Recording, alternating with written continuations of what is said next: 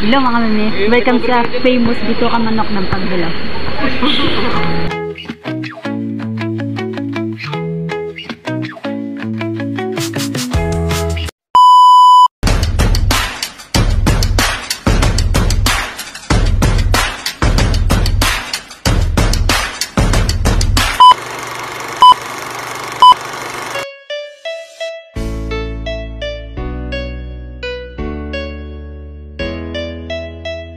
Another day, another vlog mga mimi.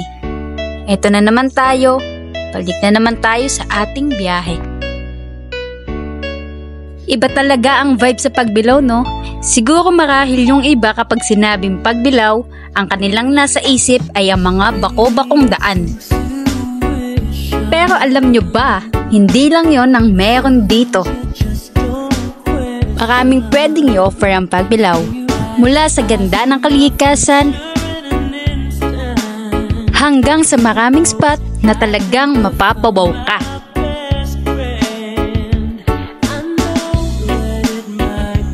At ayun mga mimi, napawaw nga kami sa aming nadaanan.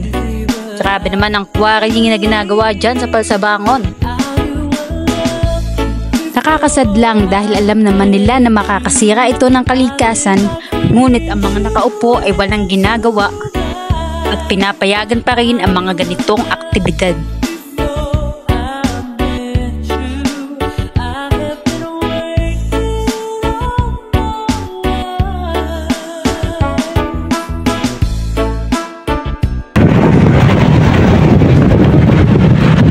Watch my vlog.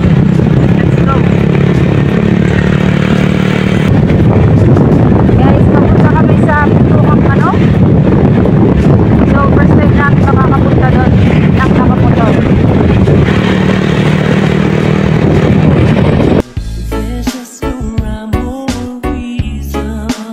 Busog nga ang aming mga mata sa mga tanawing ito. Sobrang greenery ng paligid, napaka-presko ng hangin, ang sarap bumiyahe. Ilang minuto pa nga lang ng biyahe ay nakating na namin ang aming sadya. Hello mga mami, welcome sa famous Bito Ka Manok ng Pagbilaw.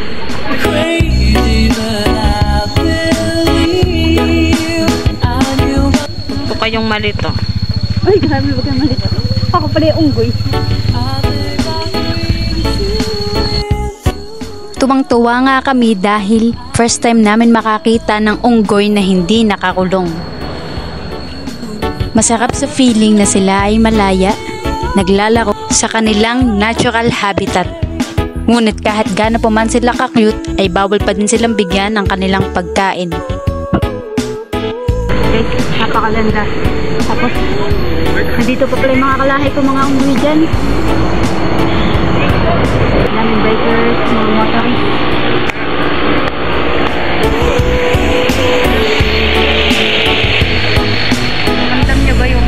Rinig nyo ba yung sound ng mga ibon?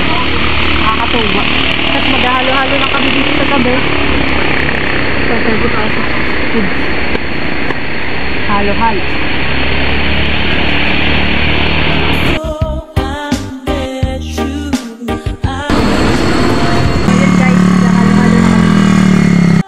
Hindi naman kailangan na malaking budget para mag-enjoy sa kalikasan. Minsan, halo-halo lang at ganito kagandang view ay sapat na para makontento ang puso mo at mag-enjoy ka. This is your time na Bito Ka Manok na kayo. Sige na mga mimi, hanggang sa susunod nating adventure. Please like, share, and subscribe.